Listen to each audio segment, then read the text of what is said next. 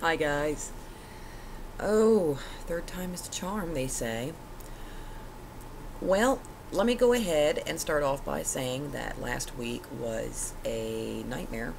But it was still a pretty good week, even though it was a nightmare. We'll go ahead and we'll just launch with the kids and how things went for them. Wednesday was a nightmare day for me anyway, and just because of, things going on at work, and I guess I'm supposed to know everything within 2 weeks of being there. So yeah, it's a bit of a nightmare. But we got the kids to the bus stop, everything like that, yada yada yada. And hubby waited down there with them till about 9:40. Called the school when he got back because he was like, "This is ridiculous." And he was like, "How come nobody picked up my kids?" And they were like, "Oh, well, your kids weren't on the bus schedule." We went out of our way to make sure the kiddos were on the bus schedule because, of course, we have no car. So they need to be on the bus. School administrator told him, "Don't worry about it. It's fine. Just get him on the bus tomorrow." Well, we forgot to ask what time. So we did this round two. Got the kiddos to the bus stop. And I waited till about, I got told to come in at 10 o'clock on Thursday, which was kind of a good thing, because I'm literally at the bus stop till about 8:45, and I realized, okay, the bus is not coming. This is not going to happen. So I called the school while I am at the bus stop, and I said, okay, my kids are here. Where's the bus? Only to find out that the times the bus were there last year has changed. And neither of us thought to ask about it. And it turns out the bus comes about half an hour earlier than it used to. So day two, again, my kids are at home with hubby. Neither one of us were amused. But the school said it was okay. It was fine, because I'm like, I'm not having a truant officer show up on my doorstep. This is not going to happen. I'm not going to have a truant officer showing up on my doorstep asking me why the fuck my kids did not show up for 2 days of school. And they said, don't worry about it. When you get them in here on Friday, which we finally did, when you get them in here on Friday, that's when they are considered enrolled. Finally. So I wake up at ass o'clock in the morning like I do anyway. Have to get them up a whole hour earlier. Get them ready, get them out the door. But I finally get them on the bus. And everything's been going swimmingly for them. As for me, last week was a nightmare because once again I was put on a route that I didn't know. This is going to happen a lot, I can already tell. I didn't get placed in the Highlands though, which is a good thing. The Highlands is nothing but hills and stairs. Hills and stairs, hills and stairs, hills and stairs. We're placed mostly in flat areas, which is a good thing. I mean, part of the route that I did last week was like at an incline of about 70 degrees. But the houses were flat across at 70 degrees. Seriously, you do not need 17 steps to get to your house. If you do, build another entrance or just get a ramp or something, because it can be a nightmare walking up all those steps. Monday and Tuesday I was put on the same route, so I got to know the route, and that made things just a little bit easier on me. A lot of the carriers are extremely helpful, but if you don't snag the right one and go, where do I park, how long should this take me, you won't know. So literally for every new route, it is figure it out, Charlie. Sorry about your luck. Which is what I've been doing. And on Monday, I had no idea what was going on, and I had two terriers that decided to chase me because their owner, who was 500 million years old, bless her heart, decided to let her dogs out while I'm standing across the street delivering mail. She let them out, and they are two terrier dogs, and they're just, oh my god, small to medium. I'm not keen on dogs anyway, so yeah, I mean, what am I doing as a mail carrier? But, I mean, I'm not keen on dogs anyway, and these things decide to come after me. So I spritzed at him. You know, we actually carry dog spray. And I put my bag down in front of me like they taught me, and I spritzed at him. Only thing was, I did not know that the wind had it to where the little droplets of the spray would come back and nail me in the arm. Between sweating and the sun, I really didn't notice. I had absolutely no clue that I had dog spray on me. So I was sweating like a mad bastard, which means it got into my skin. And then the sun baked it in. When I got home, it looked like, you know, bugs just attacked the holy crap out of my arm. My husband freaked out a little bit, and it took me a little while, you know, because it was like 9 o'clock at night it started to burn. And it took me a little while to figure out what it was. And I was like, oh, must have been that damn dog spray. The tops of my ears are burnt. My nose is burnt. I have pimples all over my face because of constant sweat. They're starting to clear up, but trust me, I'm so glad for the bad lighting because my face looks horrible. It is terrible. It is amazing. I'm not into like sunshine and fresh air and dogs and yada yada yada, and here I am. I'm a mail carrier.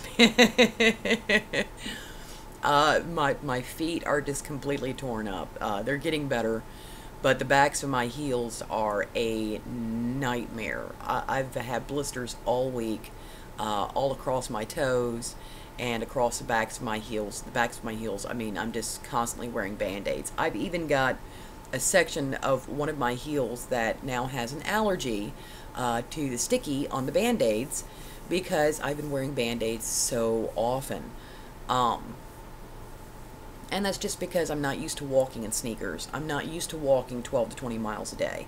So this has gotten to be where my feet are hamburger.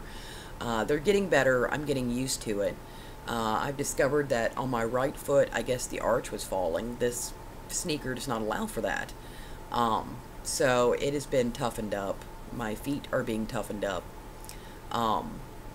I haven't had to deal with those dogs since. I mean, I dealt with them on Monday and Tuesday. Wednesday was a nightmare, just because I got back in so late. I got handed another route. I got told it was 4 hours by one supervisor. Another supervisor's like, oh, it's about 5.5, 6 hours. It's more along the lines of 5.5, 6 hours. And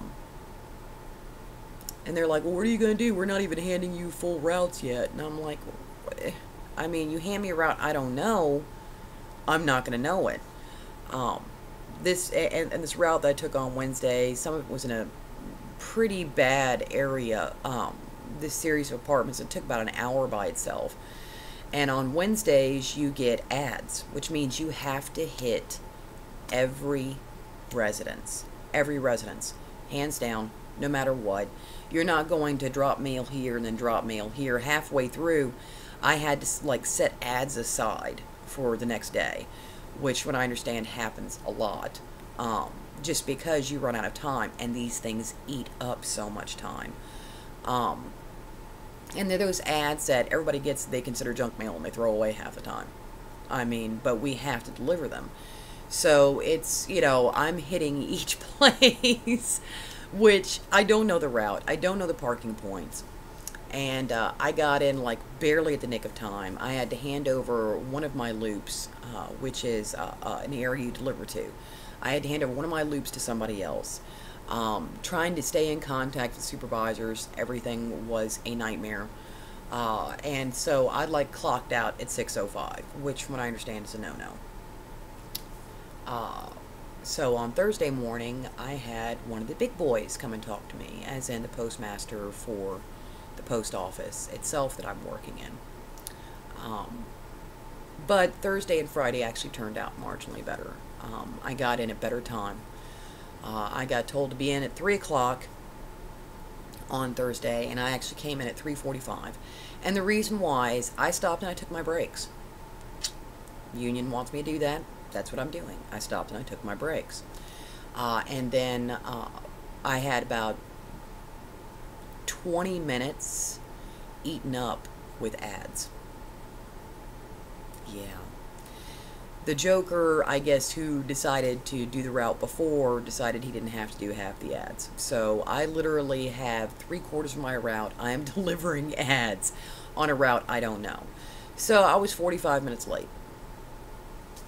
Oops. At least I believe that was Thursday. No, that was Friday. On Saturday, I got handed the same route, a couple of extra loops, and got told be in by 3:30. I was in by 3:40. And that's because I stopped to take a 10-minute break. And I told the supervisors, I'm like, look, I'm kicking butt over here. I mean, yesterday I still had ads left over. So I'm kicking butt over here. And they were like, you still had ads? I'm like, yeah, 3/4 of my loop, 12 through 20. I mean, I still had ads delivered to every last house. But they were marginally impressed, considering that, like, literally the morning where I came in, 45 minutes behind time, I got talked with by the postmaster. Honestly, I'd like to think I'm doing well, just because my feet are completely destroyed. I am walking, on feet that are completely destroyed. I got smart and finally got sunscreen so I can put it all over my poor ears and my face. I wore a hat on Saturday just because the tops of my ears are so burnt. I don't really have a choice, and I really hate hats because they contain heat. I mean, and I am a hot box as it is. The last time I'd worn a hat, I almost, I did have heat sickness. So I was kind of weird to do it again, but the more I wear it, the more I'll get used to it, and I'll have, less of my ears being burnt to a crisp. But it's high pressure. They really expect you to know what you're doing, how to do it, know practically every route, even though you don't. So it's been a bit nerve-wracking. When I came in, like literally 10 minutes past the time when they asked me to, on Saturday, it was a good day. The supervisor's eyebrows climbed up through his hair. So it was definitely a good day. It felt good. My feet are slowly getting used to this. I'm slowly getting used to this. From what I understand from what the other carriers say, they always want perfection. They always want it now. The other carriers have told me I'm doing great and that I just need to keep doing my best, and that's all anybody can really ask of me. And I have 3 months to do this in. I either improve or I don't. So keep your fingers crossed for me on that. I'm hoping that I have improved. Though I had a day off yesterday, and I called today, and they said they didn't need me. So I don't know if that's good or if that's not. I'm kind of hoping that doesn't keep happening, though, because I need full-time. I need a full-time job. The pay here is fantastic, but I still need a full-time job. I can't be getting dicked about with my hours.